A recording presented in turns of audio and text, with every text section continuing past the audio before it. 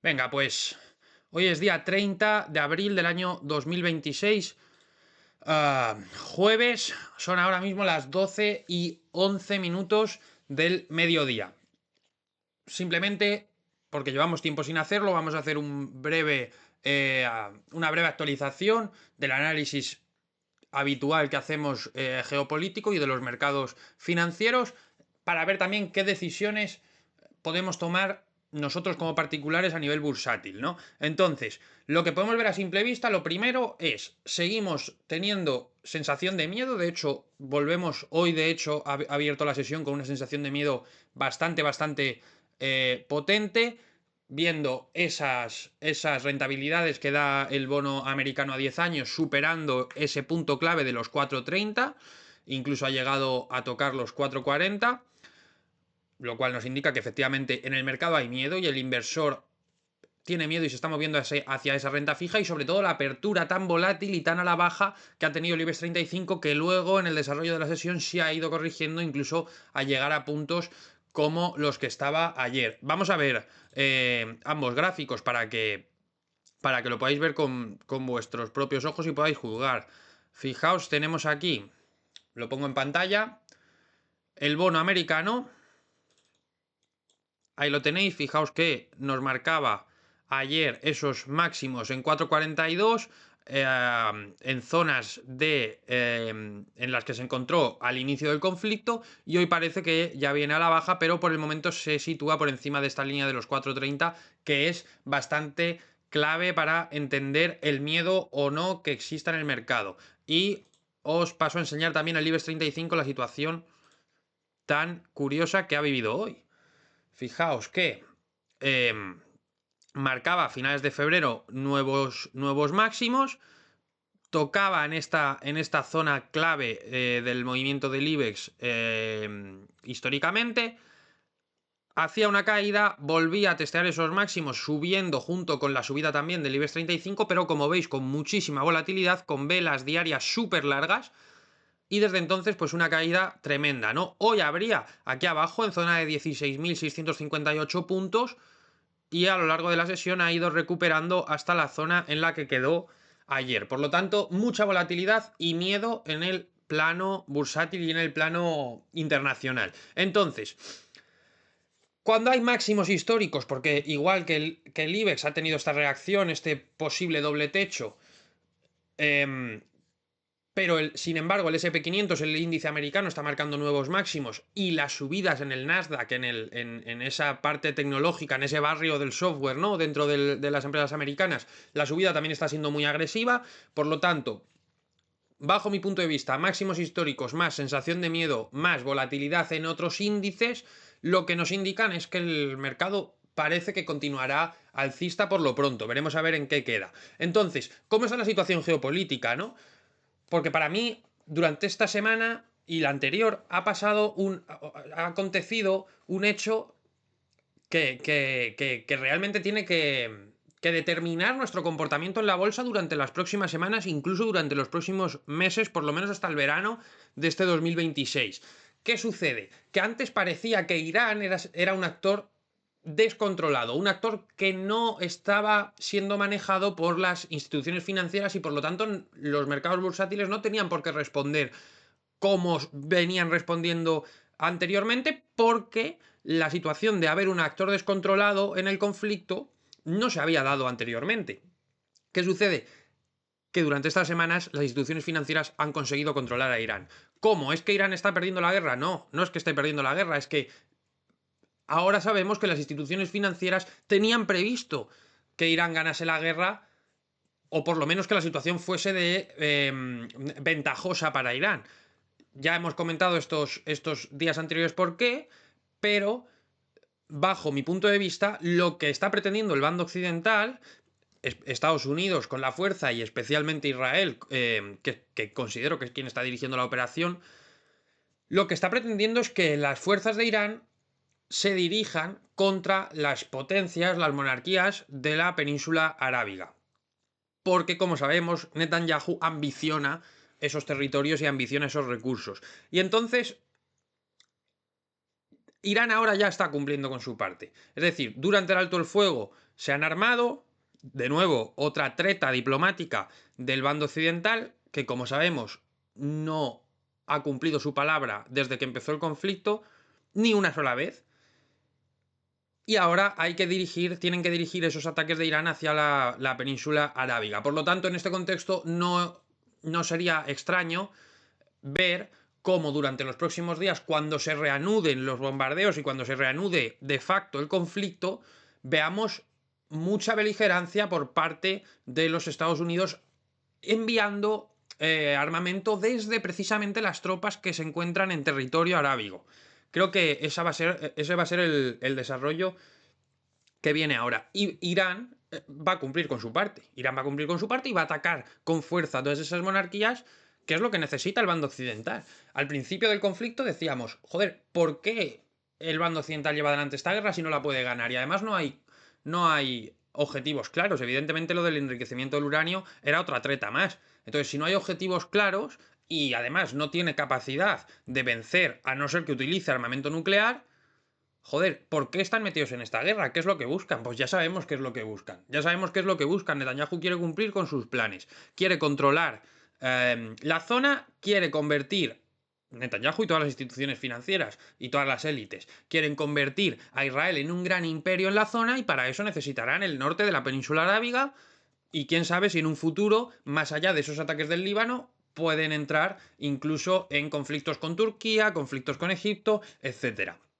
Así que así es como tenemos la situación ahora, ¿vale? ¿Qué sucede? Que esto es clave, y esto es la clave de esta semana. Y por eso sabemos por eso podemos hoy saber lo que sabemos. Emiratos Árabes Unidos anunciaba antes de ayer, martes, que el viernes saldría de la OPEP. Entonces tenemos que entender qué es la OPEP. La OPEP es un acuerdo entre todos los países productores de petróleo para fijar un precio alto o más alto de lo que sería posible, de forma que tuvieran ellos el control sobre la industria petrolera y no las comercializadoras.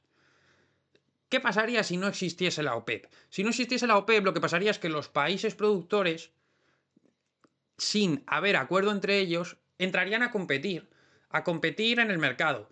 Como todos los países que están dentro de la OPEP realmente tienen capacidad para producir más petróleo, empezarían a producir más petróleo, para aumentar sus ganancias naturalmente, y el precio del petróleo se iría reduciendo naturalmente.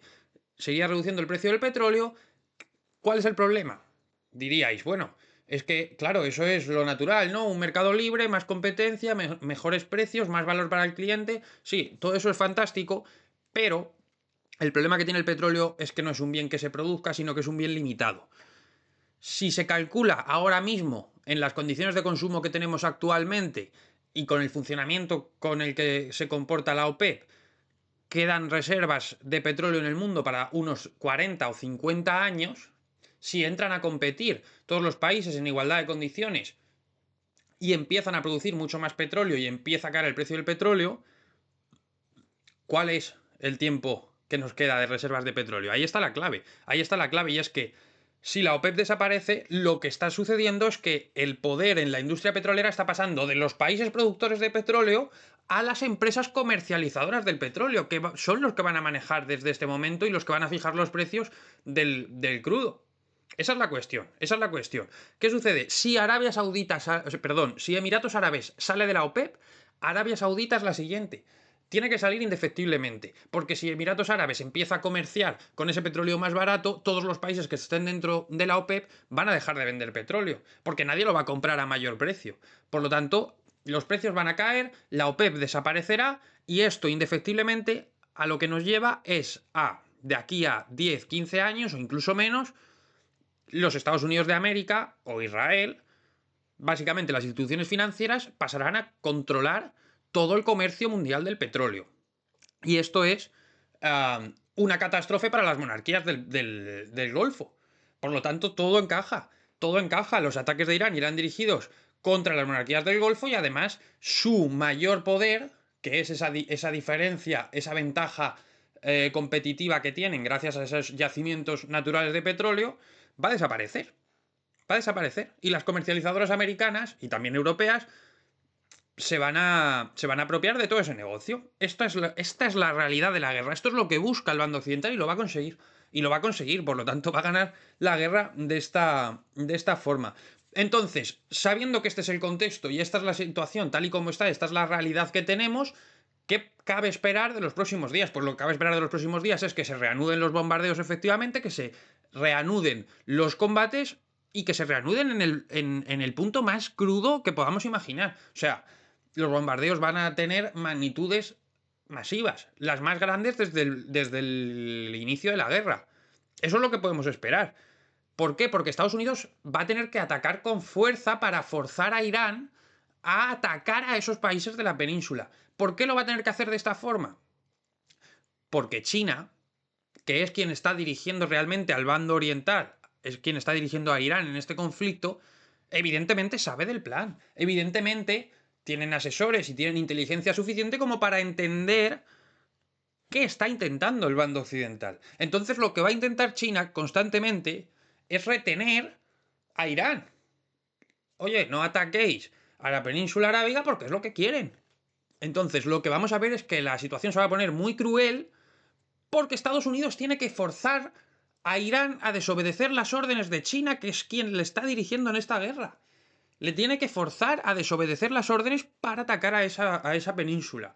Por lo tanto, el conflicto va a ser bestial. Va a ser bestial. El miedo aumentará y si los mercados siguen en máximos, pues seguirán subiendo, sin ningún tipo de duda. Sin ningún tipo de duda. Entonces, como decimos, China está controlando al bando oriental. Aquí hay dos opciones.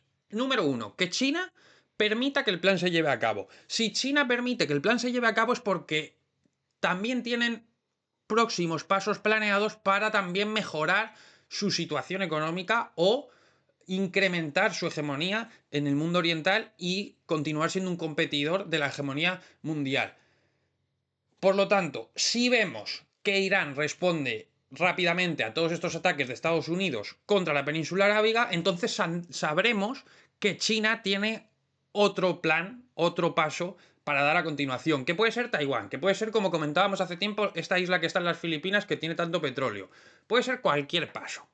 Puede ser incluso un conflicto en Corea.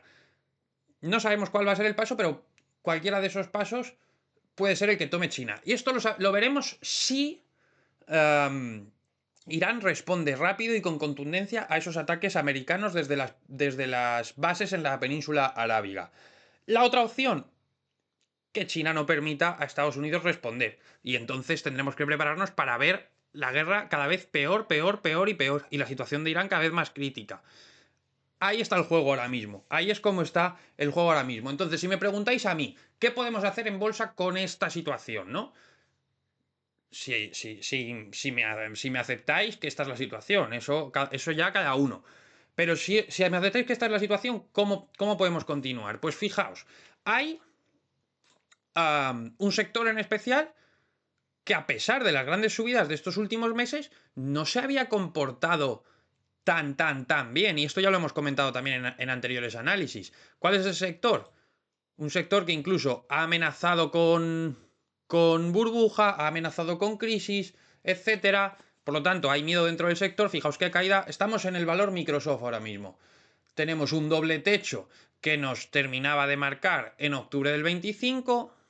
Fijaos, desde abril la recuperación venía con fuerza, pero este doble techo nos marca el inicio de una tendencia bajista bastante fuerte, bastante agresiva, que lo ha llevado a zonas peligrosas, ¿vale? Incluso por debajo de esos mínimos de abril. Entonces, todo esto es una colocación de títulos, por lo tanto, para mí es una posibilidad que teniendo todo el mercado en máximos, menos precisamente el sector software y habiendo miedo de una posible burbuja del sector software, de la inteligencia artificial, etcétera, y más con los resultados que presentaron ayer tanto Microsoft como Google, tan positivos, para mí este es el sector en el que hay que estar. Software americano, es el sector en el que hay que estar. Y se me ocurre Microsoft es mi opción favorita en este momento por como ya hemos comentado también anteriormente, esas compras que ha habido de varios congresistas americanos de opciones en Microsoft, Me gusta mucho también Google por la pinta que tiene. Me gusta mucho Meta, me gusta mucho todo este tipo de empresas del sector software americano. Y es fácil, ahora hay que ir a esas empresas, no hay que dar más vueltas. Segundo, cuidado con las armas, cuidado con el petróleo. También lo comentábamos ayer en el Telegram y es muy, muy, muy importante. Y os pongo el caso de Repsol, que para mí es el más el más sencillo de verlo y el más y se está comportando, además, está reaccionando mucho a los movimientos bélicos y geopolíticos. Por lo tanto, ponemos aquí el gráfico de Repsol. Fijaos, desde los mínimos del bicho 2020, un aumento del 356% de su valor hasta los máximos de este conflicto. Desde esos mismos mínimos del bicho hasta el inicio de la guerra, no hacia los máximos que ha marcado después de iniciar la guerra, sino hacia el punto que marca los días antes de iniciar la guerra, hace un 217%. Pero es que solamente en el último año, desde los mínimos de abril, del día de la liberación, hasta el día que empezó la guerra es un 80% y hasta los máximos de la guerra es un 158%. Cuando hay estas subidas, lo que sucede es que hay un evento que las está justificando. Pero el evento sucede después, porque ellos operan sabiendo que va a suceder este evento. ¿Vale? Este plan seguramente se pusiera en marcha el día de la liberación. El día de la liberación. Y aprovecharían esta caída para entrar. Y de ahí toda esta tendencia tan alcista. Este acontecimiento de la OPEP es un acontecimiento suficiente para justificar esta subida en las empresas petroleras. Y la volatilidad que estamos experimentando dentro de las empresas petroleras durante las últimas semanas indican que puede haber un cambio de tendencia y puede empezar a caer. Por lo tanto, mucho cuidado con las petroleras. Por mucho que la guerra se vuelva a poner fea, no es ya momento de estar dentro de las petroleras. Lo mismo pasa con las armamentísticas. Subidas muy agresivas durante los últimos años. Subidas muy agresivas durante los últimos años y desde el inicio del conflicto también una subida importante, pero con muchísima volatilidad. Por lo tanto, para mí, tanto armamentísticas como petroleras, valores de los que alejarse y en los que estar fuera. Y luego, otra cosa que podemos comentar, también para operar durante los próximos, y esto ya no semanas, sino meses, creo que el hecho de haber visto, y lo pongo en pantalla para que lo veamos, el hecho de haber visto en el índice americano, en el SP500, lo pongo en pantalla, el hecho de haber visto fijaos, esta zona lateral y esta caída para después volver con fuerza a superar esos máximos, no con demasiada volatilidad y con sensación de miedo, eso unido a, fijaos, por ejemplo, y pongo el IBEX, que creo que se ve muy claro, la grandísima subida del IBEX 35, estos máximos que marcaba y este aumento significativo de la volatilidad, pero sin haber retroceso claro, sino simplemente volatilidad, marcar un doble techo aquí, no superar estos máximos, que es muy importante que no haya conseguido superarlos, y volver a tocar esta zona, incluso aumentar de esta manera tan increíble la volatilidad, me puede estar indicando que lo que vamos a tener es una descorrelación entre el índice americano y el índice europeo. El índice europeo, que ha funcionado mejor durante los últimos meses, empezará a funcionar peor. Puede que veamos un tramo largo lateral, puede que incluso inicie una tendencia bajista no relativamente no demasiado agresiva, yo creo, pero sí puede existir. Y para mí veremos a ese índice americano, especialmente, como digo, el Nasdaq y todo ese sector del software y de la tecnología americana, muy alcista, muy alcista. ¿Hasta cuándo? Hasta las salidas a bolsa de SpaceX, de OpenAI, etc.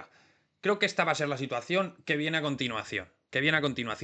Y ojo, China se guarda la baza de desestabilizarla con el ataque a Taiwán, que no es ninguna tontería también. Si China quiere dar un golpe ahora mismo a Estados Unidos, tiene que acabar con esas subidas que vamos a ver en el software americano. Y solamente puede acabar con esas subidas cortando su flujo, el flujo de esas empresas de semiconductores. Es decir, conquistando Taiwán. No hay otra, ¿vale? Y entonces, ya acabamos. Simplemente una pregunta. Os hago una pregunta. A ver qué pensáis. Si estas subidas en las armamentísticas y en las petroleras se han producido porque a principios del año 2026, las armamentísticas, porque iba a empezar un conflicto a gran escala y prolongado en el tiempo, o las petroleras porque se iba a deshacer la OPEP e iban a conseguir el control de toda la industria petrolera, todas esas comercializadoras, ¿cuál es un sector que también ha subido mucho durante los últimos años, pero que todavía no ha quizás tenido tal subida? Pues os lo pongo en pantalla. Fijaos cuál es ese sector. Tenemos en pantalla el valor CaixaBank, ¿vale? Fijaos, desde el bicho hasta los máximos que ha dibujado ahora, un 700% de revalorización. ¿Vale? Fijaos, si hacemos esa marca desde los mínimos de abril del año pasado, un 113% de revalorización. Si el sector bancario sube con esa agresividad, ya hemos visto lo que pasa cuando otros sectores suben con esa agresividad. Si el sector bancario ha subido con esa agresividad, ¿qué es lo que va a suceder actualmente? Además, fijaros que el sector bancario ha subido sobre todo en Europa. Sobre todo en Europa. ¿Qué puede estar cocinándose en Europa relacionado con el sector bancario? ¿Qué puede estar cocinándose? Pues posiblemente las CBDCs. Y posiblemente la banca haya encontrado alguna forma de hacer negocio con las CBDCs. Porque tener en cuenta que la moneda digital europea es contraria a los intereses de los bancos. Porque supone el final del ahorro y por lo tanto el final también del seguro. Y supone el final de la financiación. Por lo tanto, el negocio bancario desaparece y si esta subida para mí responde a efectivamente algún movimiento monetario que podamos ver, algún vaivén en el funcionamiento del sector tradicional bancario y posiblemente los bancos ya hayan encontrado la manera de hacer pasta con ello, de hacer negocio. Y esto es todo, con esta pregunta me despido. Ya es lo último que quería comentar. Espero que ande todo fantásticamente. 12:33 de la mañana. Estamos en contacto.